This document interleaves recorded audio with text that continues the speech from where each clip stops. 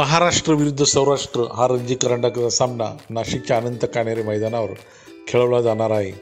हा सामना शनिवारपासून होणार असून त्यासाठी सौराष्ट्राचा संघ नाशिकमध्ये दाखल झाला आहे.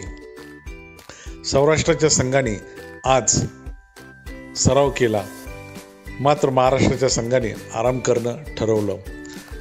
दरम्यान उद्या सकाळी म्हणजे शुक्रवारी सकाळी महाराष्ट्राचा संघ सराव करणार असल्याचे सांगण्यात येत आहे.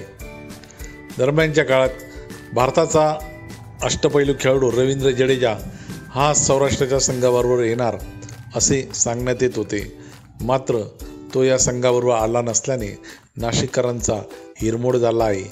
आता नाशिककरांना ऋतुराज गायकवाड व पृथ्वी शॉ यांची फटकेबाजी पाहण्यात एक रस राहणार आहे, आनंद मिळणार आहे.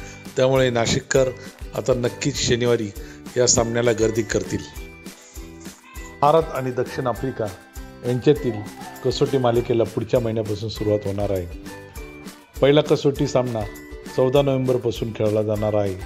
त्यानंतर दुसरा कसोटी सामना हा गुवाहाटी येथे 22 नोव्हेंबरपासून खेळवला जाणार आहे. खरे तर दुसरा कसोटी सामना हा एक ऐतिहासिक ठरणार आहे. कसोटी क्रिकेटच्या 148 वर्षामध्ये जे घडलं नाही ते या 22 नोव्हेंबरपासूनच्या कसोटी क्रिकेटमध्ये घडणार आहे. खरे तर कसोटी क्रिकेटमध्ये प्रथमतः लंच, त्यानंतर टी टाईम आणि त्यानंतर स्टंप असा क्रम असतो, परंतु गुवाहाटी येथील कसोटीमध्ये हा क्रम वेगळा असणार आहे. सुरुवातीला टी टाईम, त्यानंतर लंच आणि त्यानंतर स्टंप असा हा क्रम ठरणार आहे. यासाठी कारणही वेगळे आहे. गुवाहाटीत सूर्यास्त लवकर होतो, त्यामुळे सामना सकाळी लवकर सुरू करावा लागतो.